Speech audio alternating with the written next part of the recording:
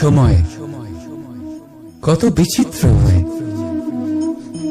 সময় আমাদের পক্ষে থাকলে আমরা নিজেদের রাজা মনে করি, আর সেই সময় যদি বিপক্ষে চলে যায় তাহলে নিঃস্ব হতে সময় লাগে না। তাই মানুষের একটা অভ্যেস আছে, খারাপ সময়ের জন্য কিছু সঞ্চয় করা। আত্মীয়, বন্ধু খারাপ সময় পাশ থেকে সরে যায়। যশ, মান প্রতিকূল সময় চিরস্থায়ী হয় না। তাই মানুষ মনে করে অর্থ সঞ্চয় করাই শ্রেয়। অর্থের কোনো হৃদয় নেই যা সময়ের সাথে পরিবর্তিত হবে। সংসার বলে সর্বদা অর্থ সঞ্চয় করতে থাকো। খারাপ সময় অবশ্যই কাজে লাগবে, কিন্তু আমি বলবো শুভ কর্ম করতে থাকুন, আনন্দে থাকুন, নিজের ওপর আর ঈশ্বরের ওপরে বিশ্বাস রাখুন। খারাপ সময় কখনো আসবেই না। রাধা রাধা। প্রকৃতি মানুষকে এক বিশেষ শক্তি দিয়েছে, অন্য জীবের থেকে বেশি শক্তি দিয়েছে। স্মরণ শক্তি। এই শক্তি মানুষকে অন্য জীবের থেকে ভিন্ন করে, ইতিহাস রচনা করার প্রেরণা দেয়, জ্ঞানকে বংশানুক্রমে এগিয়েও নিয়ে যায়। আর যারা ভুলে যান, অধিকাংশ সময় তারা উপহাস আর দয়ার পাত্র হয়ে যান। কিন্তু এটাই কি প্রকৃত রূপে সত্য? না। এই স্মরণ শক্তি মানুষের বিকাশের সব থেকে বড় বাধা হয়ে দাঁড়ায়। তার মনকে দূষিত করে দেয়। খারাপ অভিজ্ঞতা, কারোর করা বিশ্বাসঘাতকতা, কারোর কটাক্ষ বেশিরভাগ মানুষই ভুলতে পারেন না। আর তারপর প্রতিশোধ নিতে উদ্যত হন। প্রথমে সময় নষ্ট করেন প্রতিশোধের প্রস্তুতিতে, আর তারপর সময় নষ্ট করেন প্রতিশোধ নেওয়ার সুযোগ খুঁজতে। যদি সন্তুষ্টি পেতে চান, যদি জীবনে আনন্দ পেতে চান, তাহলে স্মরণ শক্তির সদ্ব্যবহার করুন। নিজের স্মরণ শক্তিকে চালনা করুন শুধুমাত্র ভালো কথা আর ভালো স্মৃতির দিকে। জীবনে আনন্দ পাবে। রাধা রাধা। সংসারের সব থেকে বেশি কঠিন কাজ কোনটা? কারণ যখন আপনি তপস্যা করেন তখন সেখানে আপনার ধৈর্য ভাঙার মতো কেউ থাকেন না, না কোনো বন্ধু, না কোনো আত্মীয়, না কোনো শত্রু, কেউ না। কিন্তু যখন আপনি এই সমাজে, এই পরিবারে থাকেন, কোনো না কোনো ব্যক্তি এসে আপনার ধৈর্যের বাঁধ ভেঙে দেওয়ার ক্ষমতা রাখেন। তারা আপনার ধৈর্যের বাঁধ ভেঙে দেয়, আর কখনো কখনো তারা অনিচ্ছাকৃতভাবেই সেটা করে থাকেন।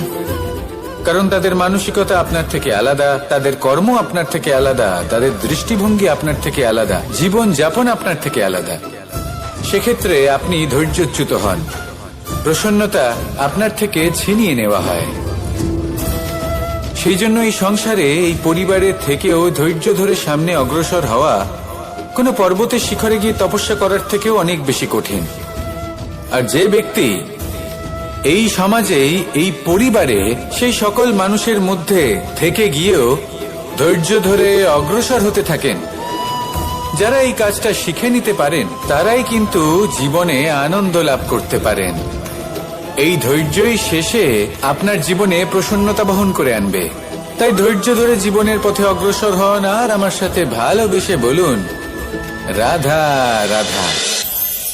এই জীবনে তিনটি গুরুত্বপূর্ণ শব্দ আছে যা বোঝা আমাদের কাছে খুব গুরুত্বপূর্ণ, এবং এই তিনটি শব্দের নিজস্ব অর্থ আছে। প্রথম হলো সঙ্গবদ্ধতা, অর্থাৎ একসাথে মিলে কাজ করতে হবে, একসাথে মিলে পরিশ্রম করতে হবে, সামনে এগোতে হবে। এরকম করতে পারলে আপনার শক্তি বৃদ্ধি পাবে, আপনার ক্ষমতা বৃদ্ধি পাবে, আপনি এগোতে পারবেন এবং অনেক দূরে যেতে পারবেন। দ্বিতীয় হলো আত্মবিশ্বাস। হেরে যাওয়া বস্তুও আবার জিতে নিতে পারবেন। যদি আপনার নিজের আত্মবিশ্বাস থাকে তাহলে আপনি কখনো পরাজিত হবেন না। এবং তৃতীয় হলো অহংকার। জয়লাভ করার পরেও কিন্তু এটা আপনাকে পরাজিত করতে পারে।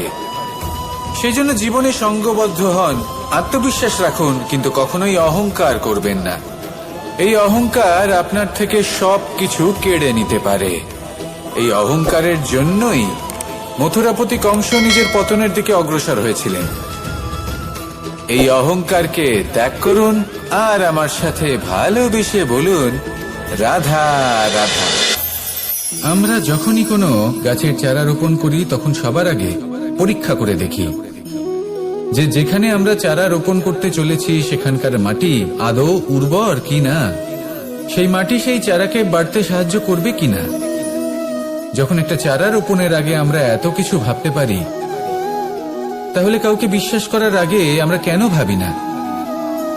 জীবনে কখনো এই বিশ্বাসরূপী চারা কোথাও রোপণ করার আগে বোঝার চেষ্টা করুন যে যার উপর আপনি বিশ্বাস করতে চলেছেন সে কি আদৌ আপনার বিশ্বাসের যোগ্য কি না। ভেবে দেখুন সেই ব্যক্তি ভবিষ্যতে গিয়ে আপনার বিশ্বাস ভাঙতে পারে কিনা। এটাও ভেবে দেখুন যে যাকে আপনি বিশ্বাস করতে চলেছেন তাকে আপনি বিশ্বাস করলে নিজের জীবনের উদ্দেশ্যে আপনি অগ্রসর হতে পারবেন কিনা। আর তার জন্য প্রয়োজন সঠিক সিদ্ধান্ত, পরখ করা, কোনটা উচিত কোনটা অনুচিত সেটা বোঝা। আর তাতে কিন্তু আপনি সন্দেহবাতিক হবেন না, তাতে আপনি আরো নিপুণ হয়ে উঠবেন। তাই যদি আপনি নিপুণ হয়ে উঠতে চান তাহলে বোঝার চেষ্টা করুন, পরখ করে দেখুন, কোনটা উচিত কোনটা অনুচিত বুঝুন। আর বিশ্বাস তখনই করুন যখন আপনি 100% নিশ্চিত হবেন যে সে বিশ্বাসের যোগ্য। আসুন আমার সাথে ভালোবেসে বলুন, রাধা রাধা। রাধা কখনো কখনো আমার জন্য বড়ই সুগন্ধি আতর নিয়ে আসে, পারিজাত ফুলের মালা নিয়ে আসে আমার প্রসাধন করবে বলে। এবং আমার সব থেকে বেশি প্রিয় মাখন নিজে হাতে বানিয়ে একসাথে পিষে নিতে হয়। তারপরে তার থেকে যে রস নিঃসৃত হয় সেই রসদান হতে শিখুন। মনে রাখবেন আপনি হলেন সেই দুধ যাকে মন্থন সহ্য করতে হবে মাখন হয়ে ওঠার জন্য। মনে রাখবেন আপনি হলেন সেই ফুলের মতন যাদের পিষ্ট হতে হবে সুগন্ধি আতর হয়ে ওঠার জন্য, যাকে এই সংসার পছন্দ করে। কখনো কখনো জীবনে আপনার সাথে খারাপ শুধুমাত্র এই কারণে ঘটে যাতে আপনার শ্রেষ্ঠ রূপ এই সংসারের সামনে আসতে পারে। শুধুমাত্র কঠিন পরিস্থিতি এবং বিপদকে একটা সুযোগ হিসেবে দেখার চেষ্টা করুন। আপনার জন্য এই সংসার বদলে যাবে, সংসারকে দেখার দৃষ্টিভঙ্গি পাল্টে যাবে, আপনার ভাগ্য পাল্টে যাবে। আর এই মন প্রসন্ন হয়ে বলবে, রাধা রাধা। পাশা নামক এই খেলাটি আপনারা নিশ্চয়ই খেলেছেন, না খেলে থাকলে দেখেছেন, আর যদি দেখেও না থাকেন তাহলে নিশ্চিত রূপে শুনেছেন। মহাভারতের এই মহাযুদ্ধ কোথাও না কোথাও এই পাশা নামক খেলার কারণে হয়েছিল। পাশার এই বিচিত্র খেলা, দান, এইসবের কারণে কেউ নিজের মাথায় রাজ মুকুট পরিধান করেছিলেন, আবার সেখানে পরাজিত হওয়ার জন্য কাউকে বনবাসও ভোগ করতে হয়েছিল। কিন্তু এই খেলা সমাপ্ত হওয়ার পরে সমস্ত ঘুঁটি আর এই পাশার ছক একই পুটলিতে স্থান পেল। এটাই হলো আমাদের জীবন। এই সংসারে আমরা জয় পরাজয়ের বিষয়ে এতটাই ভাবি, এত চিন্তা করি যে এই জীবনের খেলার আনন্দটাই উপভোগ করতে পারি না। আর অবশেষে কি হয়? কেউ জয়ী হন, কেউ পরাজিত হন, কিন্তু দুজনেই একই স্থানে পৌঁছে যায়। প্রত্যেক ব্যক্তি মৃত্যুর পরে একটি নির্দিষ্ট স্থানেই পৌঁছতে বাধ্য, কিন্তু ততক্ষণ এই জীবন, এই খেলা, তার আনন্দ উপভোগ করুন। এই সংসারে সেই ব্যক্তি শ্রেষ্ঠ স্থানে পৌঁছতে পেরেছেন যিনি এই সংসারকে প্রকাশ প্রদান করেছেন, যিনি কখনো জয় পরাজয় এই বিষয়ে ভাবেননি, শুধু এই জীবনের খেলার আনন্দ উপভোগ করেছেন। এটাই আপনিও করুন আর আমার সাথে ভালোবেসে বলুন, রাধা রাধা। প্রত্যেক মানুষ নিজের জীবনে দুঃখ অনুভব করেন। প্রত্যেকের দুঃখ আলাদা হতে পারে। কারোর মনে এই দুঃখ থাকে যে সে তার বাবা মায়ের সব ইচ্ছে পূরণ করতে পারেননি। কেউ এটা ভেবে দুঃখ পান যে সে চিরকাল সদাচার করেছেন, সৎকর্ম করেছেন, কিন্তু তাও তাকে দুরাচারী বলে মনে করা হয়। কেউ এটা ভেবেও দুঃখ পান যে তার সামনে যে ব্যক্তি রয়েছেন তার চোখে তিনি শত্রু হয়ে উঠেছেন বা দুষ্ট হয়ে উঠেছেন, যেখানে তিনি হয়তো কোনো অনুচিত কাজই করেননি। এবার এই সমস্ত বিষয় নিয়ে ভেবে নিজের ব্যক্তিত্ব নিয়ে সন্দেহ প্রকাশ করবেন না। যদি নিজের ব্যক্তিত্ব নিয়ে কোনো সন্দেহ থেকে থাকে, তাহলে কর্ম সংক্রান্ত প্রশ্ন করুন যে আপনি যা করেছেন তাতে কি উচিত ছিল, কি অনুচিত ছিল। যেটা প্রয়োজন সেটা এটা বোঝার যে আপনার অন্তর্মন, আপনার বিবেক আপনাকে কি বলছে, আর আপনার অন্তর্মন আর আপনার বিবেক আপনাকে যেটা করতে বলবে শুধু সেটাই করুন।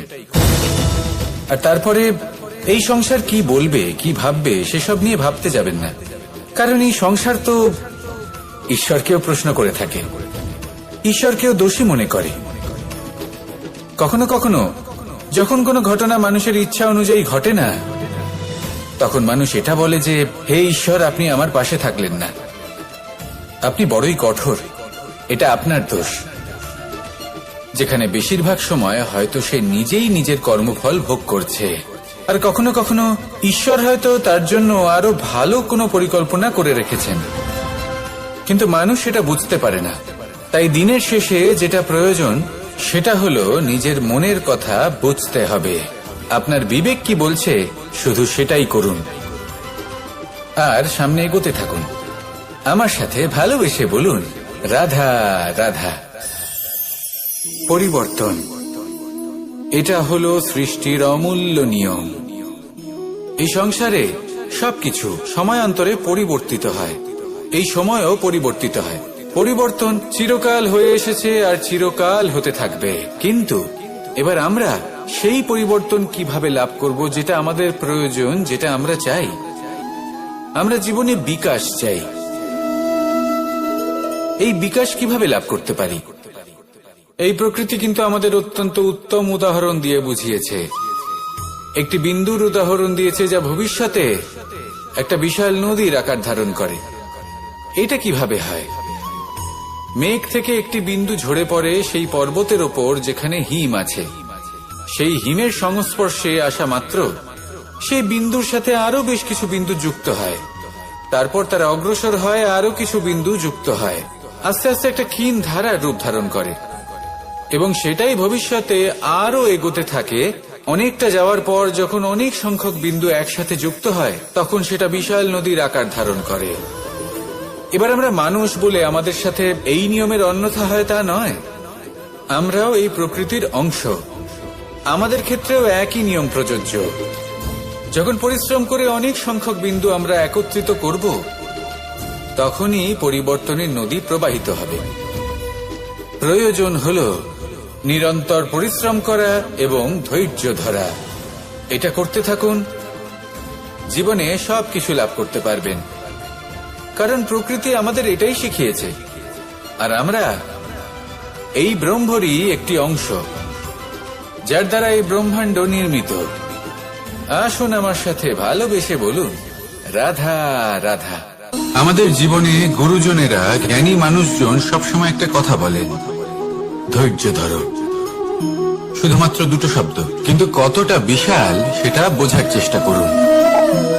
ছোট একটা অস্ত্র হাতে নিন এবং একটা বিশাল পর্বতে নিরন্তর প্রহার করতে থাকুন। ধৈর্য ধরে সেই কাজ করতে থাকুন। এমন একদিন আসবে, এই বিশাল পর্বতে আপনি একটা পথ তৈরি করবেন। কোন ধনুর্ধর যখন নিজের বিদ্যা অর্জন করেন, তখন তাকেও ধৈর্য ধরতে হয়, তার নিজেকে সময় দিতে হয়, তবেই সে ধনুর্বিদ্যা শিখতে পারে। সেইভাবে আমাদের জীবনেও ধৈর্য ধরার খুব প্রয়োজন। পরিবারে ধৈর্য রাখতে পারলে তাহলে আস্তে আস্তে দেখবেন প্রেম বৃদ্ধি পাচ্ছে। সমাজে যদি ধৈর্য রাখতে পারেন, তাহলে আস্তে আস্তে এই সমাজ আপনাকে সম্মান করবে। যদি নিজের জীবনে ধৈর্য রাখতে পারেন, তাহলে নিজে থেকেই আত্মবিশ্বাস বাড়বে, নিজের বিকাশ হবে। জীবনে সবই সম্ভব যদি ধৈর্য রাখতে পারেন। হয়তো আস্তে আস্তে হবে, কিন্তু হবে অবশ্যই। শুধু ধৈর্য রাখুন, কারণ ধৈর্যই সব থেকে বড় পুঁজি। আসুন আর আমার সাথে ভালোবেসে বলুন, রাধা রাধা। আমাদের জীবনে যখনই আমরা কোনো বড় দায়িত্বের সম্মুখীন হই, তখন আমরা তার থেকে দূরে পালাই, আর এই অজুহাত দিই যে না না, এত বেশি ভার বহন করার যোগ্যতা আমার নেই, আমি করতেই পারবো না। দেখুন, এই সংসারে ভিন্ন ভিন্ন ধরনের গাছ আছে, ছোট গাছ, বড় গাছ, কিন্তু বট গাছের মতো বড় এবং নিবিড় গাছ আর একটাও নেই। সে নিঃস্বার্থভাবে এই সংসারকে সেবা করে যায়, ছায়া প্রদান করে, শীতলতা প্রদান করে। আর যখন এমন সময় আসে যখন তার ওপর বোঝা অত্যন্ত বেড়ে যায়, সে কিন্তু কোনোভাবেই ভেঙে পড়ে না। তখন সে নিজের নিঃস্বার্থ কর্মের ফল লাভ করে, সেই নিঃস্বার্থ কর্ম যা সে করেছে। তার দেহ থেকে ছোট ছোট ঝুড়ি বার হয় এবং তা কাণ্ডের আকার ধারণ করে। সেই কাণ্ড মাটির কাছে পৌঁছয় এবং তারপর তা বটগাছের সহায়ক হয়ে ওঠে। সে ভেঙে পড়ে যায় না। এইভাবে আপনিও জীবনে নিঃস্বার্থভাবে সবার সেবা করুন, ভালোবাসুন, সবাইকে সাহায্য করুন। যেদিন আপনার ওপর বোঝা অত্যন্ত বেড়ে যাবে, সেদিন এই সব মানুষ আপনাকে সাহায্য করার জন্য আসবেন, আপনার শক্তি হয়ে উঠবেন, আর আপনি বটগাছের মতোই মহান এবং বিশাল হয়ে উঠবেন। আসুন আর আমার সাথে ভালোবেসে বলুন, রাধা রাধা। একটা শব্দ আছে, পরিস্থিতি। অনেক মানুষের মুখে আমরা এই শব্দ শুনি। জীবনে যখন অসফল হয়ে দুঃখ আসে, সংকট আসে, কোনো বিপদ ঘনিয়ে আসে, তখন সমস্ত দোষ আমরা পরিস্থিতির উপর চাপিয়ে দিই। আর দেখতে গেলে কোথাও না কোথাও ঠিকই করি। এই পরিস্থিতি প্রত্যেক দিনের মতো পাল্টাতে থাকে, কিন্তু এই দিন, এই রাত, এমন কেউ আছেন যিনি এর উপরেও নিয়ন্ত্রণ সাধন করেন, আর তিনি হলেন সূর্য। ঠিক সেই রকমই আমাদের জীবনেও সূর্য হলো এই মন। যদি এই মনের উপর আমরা নিয়ন্ত্রণ করতে পারি, তাহলে আমরা জীবনকেও নিয়ন্ত্রণ করতে পারবো। প্রথমে এই মনের রাজা হয়ে উঠতে হবে। তাই মনে রাখবেন, যদি মন দুর্বল হয়, তাহলে পরিস্থিতি আমাদের সমস্যা বলে মনে হবে। এই মন যদি স্থির হয়, পরিস্থিতি প্রতিস্পর্ধা বলে মনে হবে। আর এই মন যদি শক্তিশালী হয়ে ওঠে, তাহলে যে কোনো পরিস্থিতি আপনার কাছে একটা সুযোগ মাত্র, এমন এক সুযোগ যাতে অগ্রসর হয়ে আপনি মহান হয়ে উঠতে পারেন। এই মনের শক্তির বৃদ্ধি ঘটান, মহান হয়ে উঠুন, আর আমার সাথে ভালোবেসে বলুন, রাধা রাধা। খুব সুন্দর একটা কাহিনী আছে। একবার এক ব্যক্তি নিজের অসফলতার জন্য ত্রস্ত হয়ে সময় দেবতার তপস্যা করতে বসলেন। উনি তপস্যা করলেন এবং সময় দেবতা প্রসন্ন হলেন, মানুষের রূপ ধারণ করে ওনার সামনে প্রকট হলেন। এবার সেই ব্যক্তি ওনাকে জিজ্ঞেস করলেন যে কি এমন আছে যার জন্য আপনি বারবার জয়ী হন আর আমি চিরকাল পরাজিত হয়ে থাকি? কেন এত পরিশ্রম করা সত্ত্বেও আমি সাফল্য লাভ করতে পারি না? তখন সময় দেবতা উত্তর দিলেন যে দিন হোক বা রাত, ঝড় হোক বা ভূমিকম্প, রোদ হোক বা বৃষ্টি হোক, সময়ের সূত্রপাত হোক বা প্রলয়, আমি থামি না, আমি চলতেই থাকি। আর সেই জন্য যিনি থেমে যান তিনি পরাজিত হন আর আমি জয়ী হই। এটাই আমাদের শিখতে হবে। জীবনে সবসময় চলতে থাকুন, কখনো থামবেন না। হ্যাঁ, কিছুক্ষণের জন্য বিরতি নিতে পারেন, বিশ্রাম করার জন্য, নিজেকে আরো সশক্ত করে তোলার জন্য, কিন্তু থেমে যাবেন না। নিরন্তর কর্ম করতে থাকুন, পরিশ্রম করতে থাকুন, তবেই এই সংসার আপনাকে মনে রাখবে। আসুন আমার সাথে ভালোবেসে বলুন, রাধা রাধা। এই সংসারের সব থেকে বড় সুখ কি? কেউ বলবেন নিজের লক্ষ্য প্রাপ্ত করা, কেউ বলবেন ধন উপার্জন করা, কেউ বলবেন নিদ্রাই সব থেকে বড় সুখ, কেউ বলবেন রাজ্য লাভ করা, আবার কেউ বলবেন মাতার হাত থেকে খাবার খাওয়া, আদি ইত্যাদি। কিন্তু যদি সত্যি কথা বলি, এই সংসারের সব থেকে বড় সুখ হলো সেবা করা। কখনো কাউকে সেবা করে দেখুন। এই সেবা দ্বারা অন্য কোনো মানুষের আশীর্বাদ লাভ করাতেই সুখ রয়েছে। আপনার সেবা ভাব দ্বারা যখন কোনো মানুষ নিজের অন্তরাত্মা থেকে আপনাকে আশীর্বাদ করে, তার থেকে বড় সুখ আর কিছুই নেই। কারণ প্রত্যেক মানুষের মধ্যে ঈশ্বর বাস করেন। নরের সেবাই হলো নারায়ণের সেবা।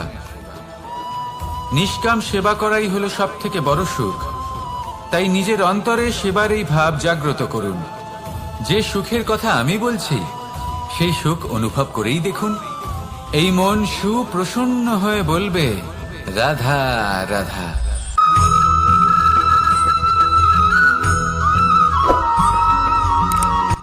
আজ আমি আপনাকে এমন এক গল্প শোনাবো যা আমার নন্দ বাবা আমাকে শুনিয়েছিলেন যখন আমি ছোট ছিলাম।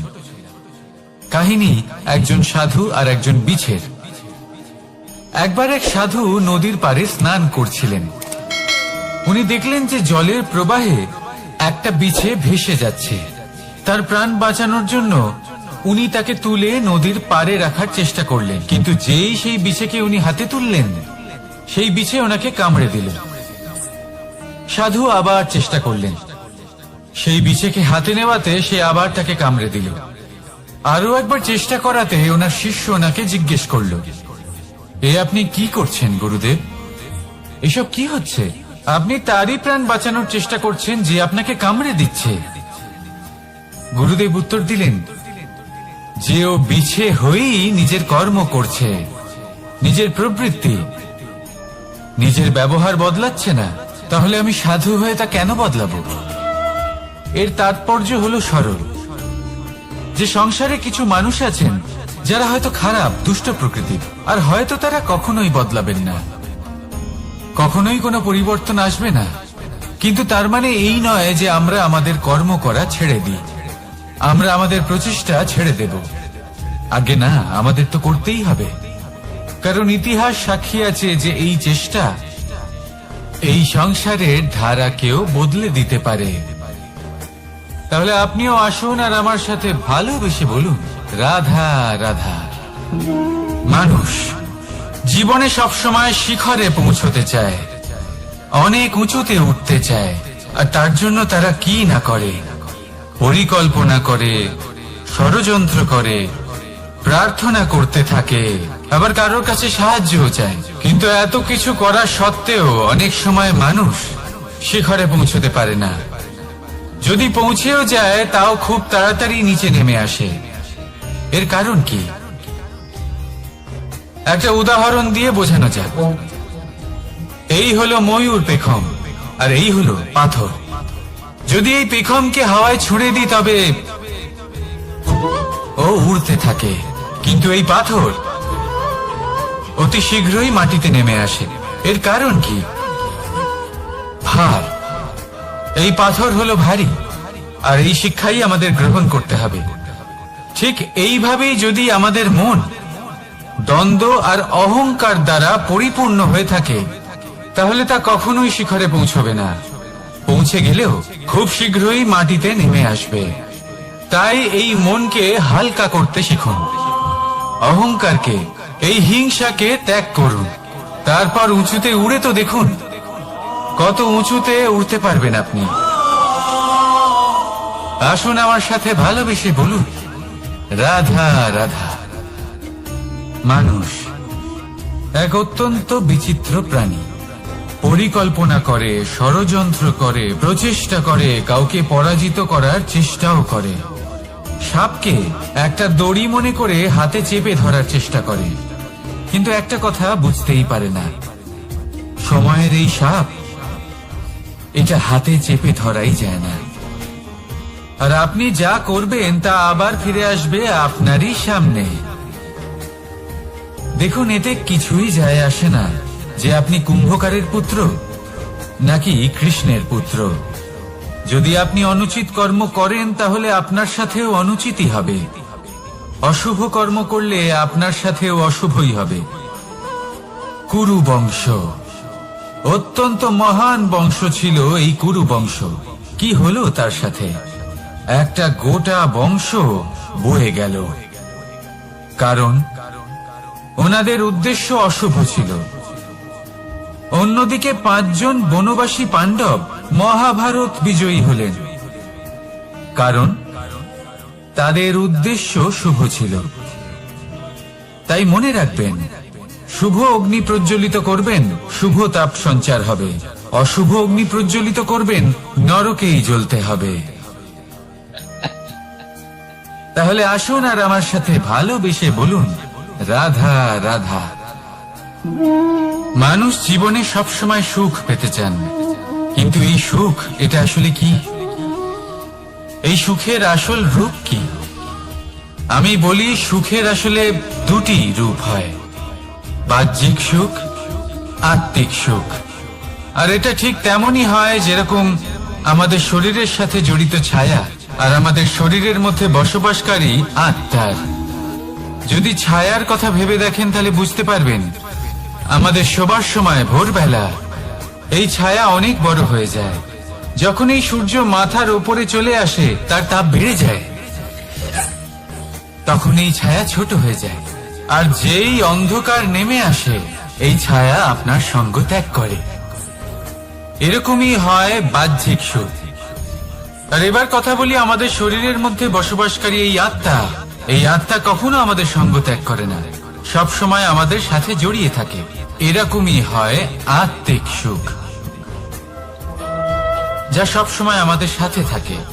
আত্মিক সুখ কারোর সেবা করে, আত্মিক সুখ কাউকে সাহায্য করে, আত্মিক সুখ প্রেম বোধের, যা কখনো আমাদের সঙ্গ ত্যাগ করে না। সেখানে বাহ্যিক সুখ, যতক্ষণ আপনি সম্পন্ন কিছু মানুষ এবং সুবিধার সাথে আছে, এই বাহ্যিক সুখ আপনার সাথে থাকবে।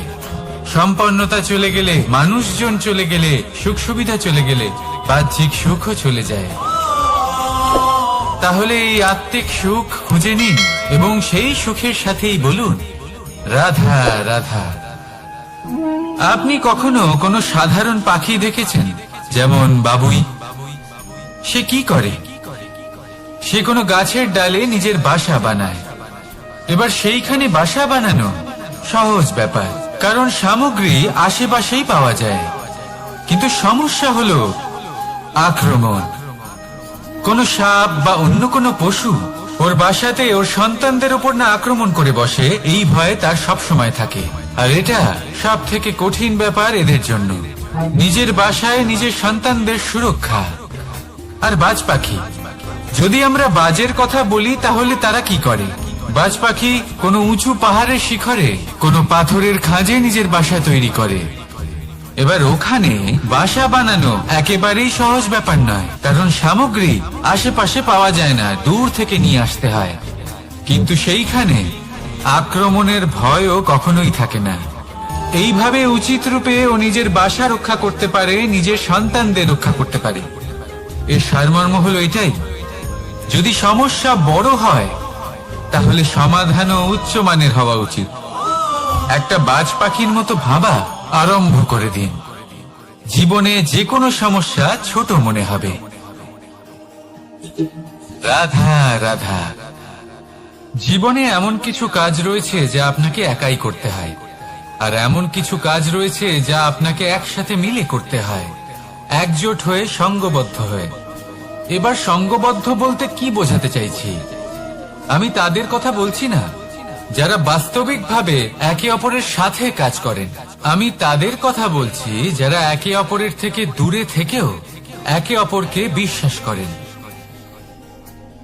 আমি আগেও বলেছিলাম, সমস্ত বিশ্বের আশা বিশ্বাসেই বসবাস করে, তাই না? তাই যেখানে সমস্ত বিশ্ব আছে, সমস্ত সংসার আছে, সেইখানেই বিশ্বাস রয়েছে। তাই আপনার আশেপাশে এমন দল সঙ্গবদ্ধ করুন যাদের আপনার উপর বিশ্বাস আছে আর যাদেরকে আপনি বিশ্বাস করতে পারেন। তাহলে আসুন আর আমার সাথে ভালোবেসে বলুন, রাধা রাধা। আমরা যে মানুষকে চাই, যাকে আমরা ভালোবাসি, তাকে একটা উপহার অবশ্যই দিতে চাই। এমন এক উপহার যা ওনার ভালো লাগবে, যা শ্রেষ্ঠ হবে, অতি প্রিয় হবে, বহুমূল্য হবে, বা বলতে পারেন মূল্যবান হবে। তাই আমরা কি করি? আমরা বাজারে যাই, তার জন্য স্বর্ণ, আভূষণ, হিরে, মুক্ত এইসব নিয়ে আসি। কিন্তু এটাই কি সর্বশ্রেষ্ঠ উপহার? কখনোই না। সর্বশ্রেষ্ঠ উপহার হলো স্বাধীনতা, তাকে নিজের মনের মতো বাঁচার স্বাধীনতা। যদি আপনি কাউকে স্বাধীনতা না দিতে পারেন, তাহলে সে কোথাও না কোথাও বন্দী হয়ে যায়, তার বিকাশ কোথাও না কোথাও আটকে যায়। কিন্তু যদি আপনি কাউকে স্বাধীনতা দিতে পারেন, তাহলে আপনি দেখবেন ও সমস্ত সংসারকে, এই জীবনকে নিজের দৃষ্টিভঙ্গি দিয়ে দেখবে, বুঝবে যে কোনটা হলো উচিত আর কোনটা হলো অনুচিত, আর এটাই হলো সর্বশ্রেষ্ঠ। আর এবার যদি কাউকে স্বাধীনতার মাধ্যমে এত বড় একটা শক্তি দিতে পারেন, তাহলে আপনি আমাকে বলুন, এর থেকে বড় উপহার আর কি হতে পারে? আসুন আর আমার সাথে ভালোবেসে বলুন, রাধা রাধা। কর্ম, ধর্ম আর কর্তব্য, এই তিনটি একে অপরের সাথে জড়িত।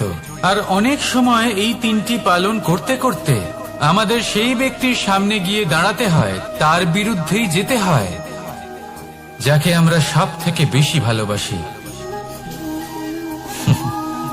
কিন্তু সেইখানে এই যুদ্ধ কোনো ব্যক্তিগত যুদ্ধ থাকে না, এ হলো কর্ম, ধর্ম আর কর্তব্যের যুদ্ধ। এটা সরল নয়, অত্যন্ত কঠিন হয় তার সম্মুখীন হওয়া যাকে আমরা সব থেকে বেশি সম্মান করি। কিন্তু আমাদের তো আমাদের ধর্মের পথে চলতেই হবে, কারণ আমরা কর্মবদ্ধ, কর্তব্যবদ্ধ, আর এটাই করা উচিত। শুধু এটুকু মনে রাখবেন, যদি আপনার উদ্দেশ্য শুভ হয়, আপনার ভাবনা শুভ হয়, আপনি যদি কর্ম, ধর্ম আর কর্তব্যের পথে অগ্রসর হন, তাহলে এই প্রক্রিয়াতে যদি আপনাকে আপনার আরাধ্যেরও সামনে দাঁড়াতে হয়, তাহলেও আপনার কোনো ক্ষতি হবে না। তাহলে আসুন আর আমার সাথে ভালোবেসে বলুন, রাধা রাধা।